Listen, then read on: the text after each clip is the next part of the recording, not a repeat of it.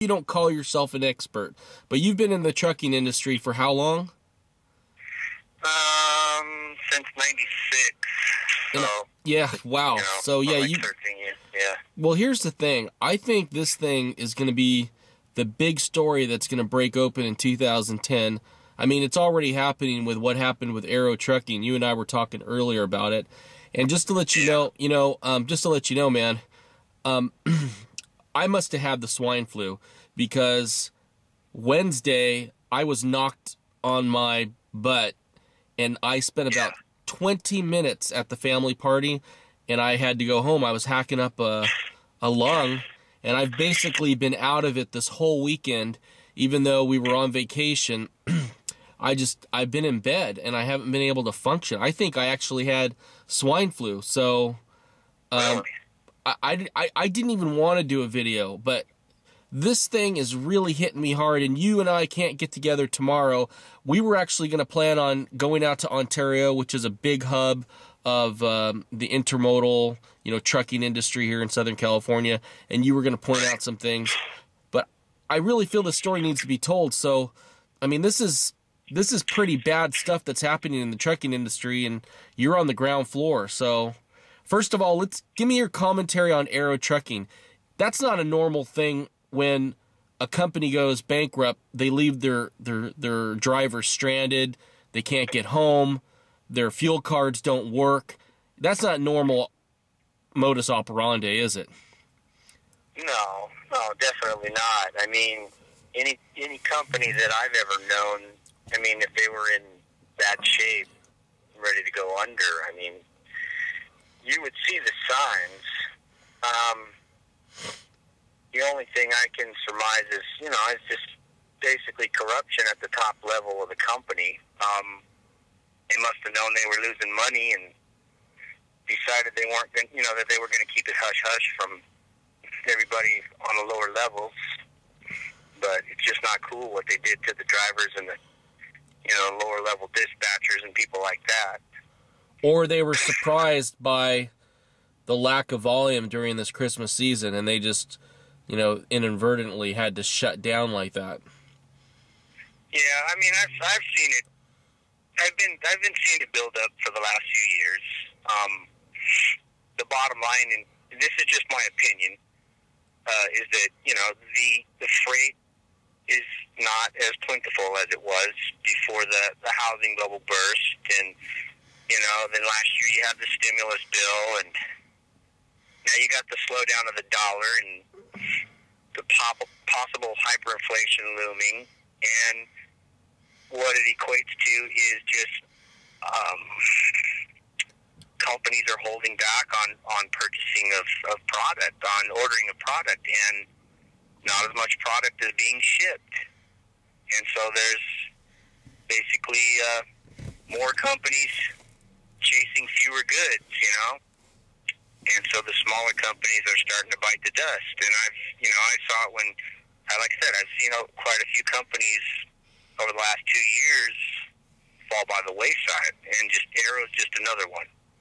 And I think there's going to be more on the horizon. So you've been in the trucking industry as a dispatcher in various jobs for 13 years, and recently you were laid off. What's your feeling about the industry right now, about getting a job in the trucking industry? All I can say is I'm not trying to, act like I know more than the next guy.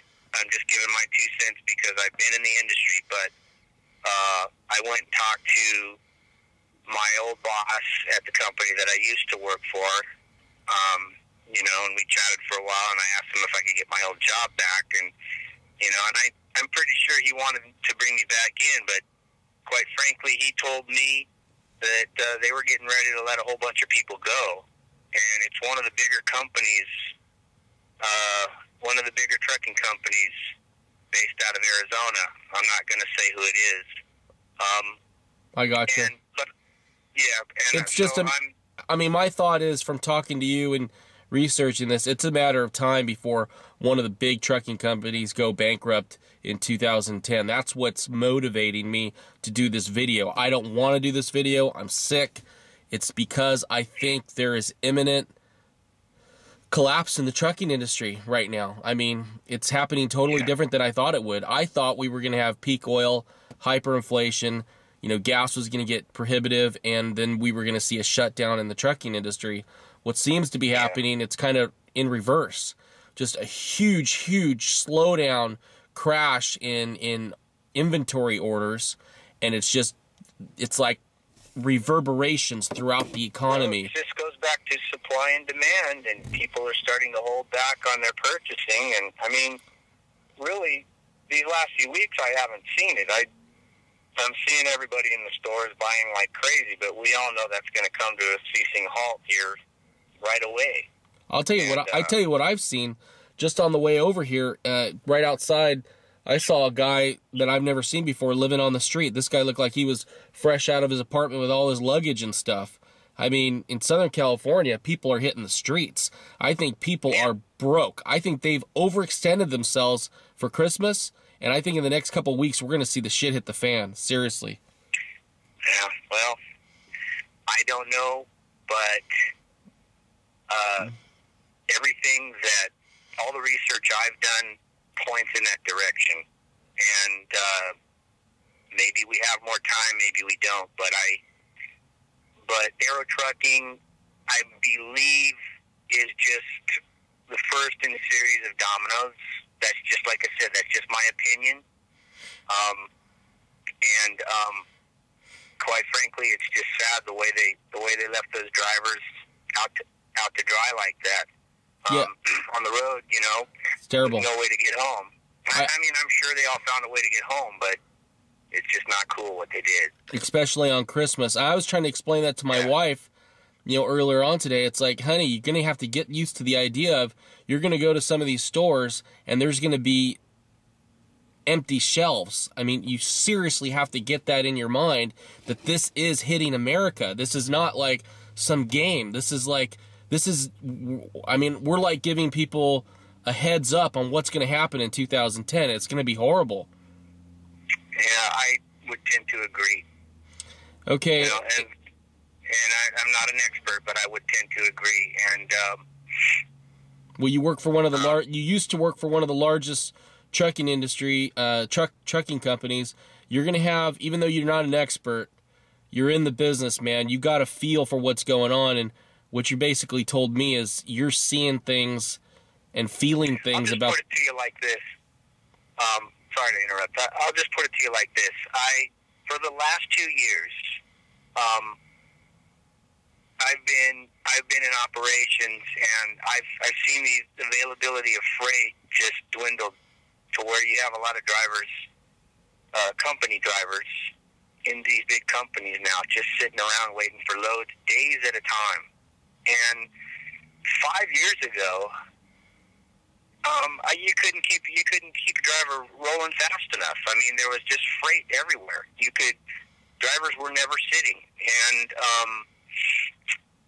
I know there's exceptions to every rule, but I'm saying when I look at the industry as a whole, based upon what I've noticed, and the companies that I've worked for, that seems to be the pattern, and it has declined. And now you're seeing, in the last 2 years, you're seeing more and more companies, the smaller companies who for whatever reason didn't plan it out very well, are starting to fall by the wayside. And that's just my observation. You know what I've heard? I've heard this was about 6 months ago. I heard this. I heard companies that have a lot of trucks, not necessarily, big intermodal companies like what you worked for, but like just regular companies with a large fleet of trucks.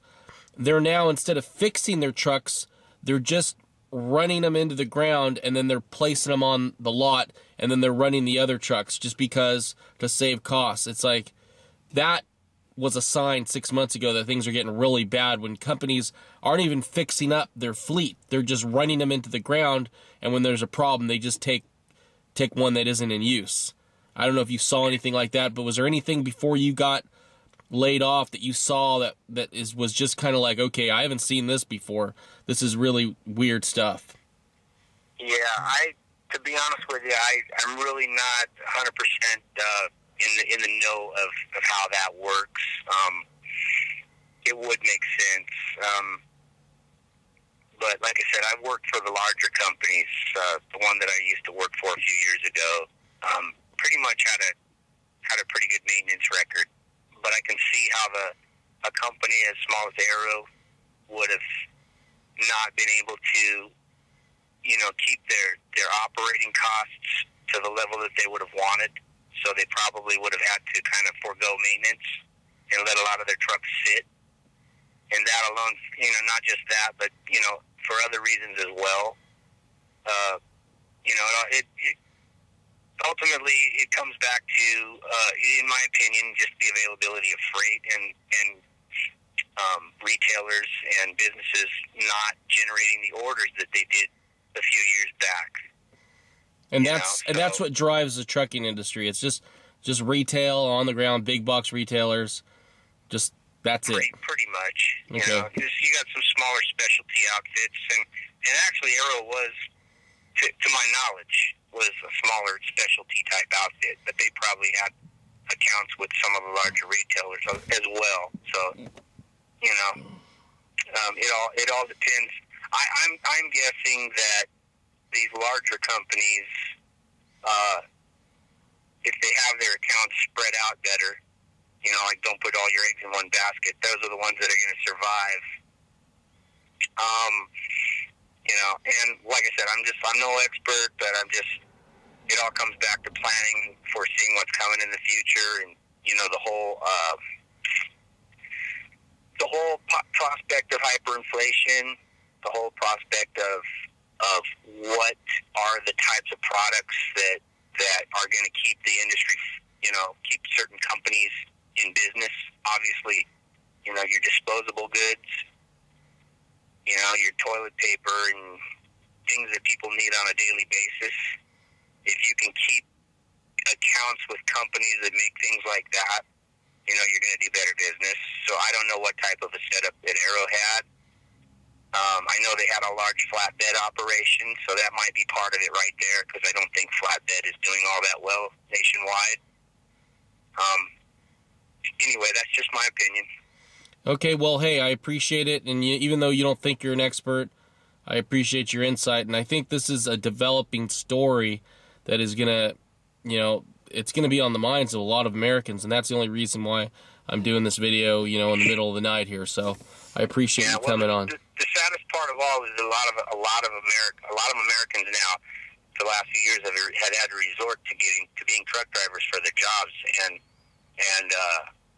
it's because there's not a lot of good types of jobs left, and so even those jobs are becoming scarce. That's it. That's the end of the story.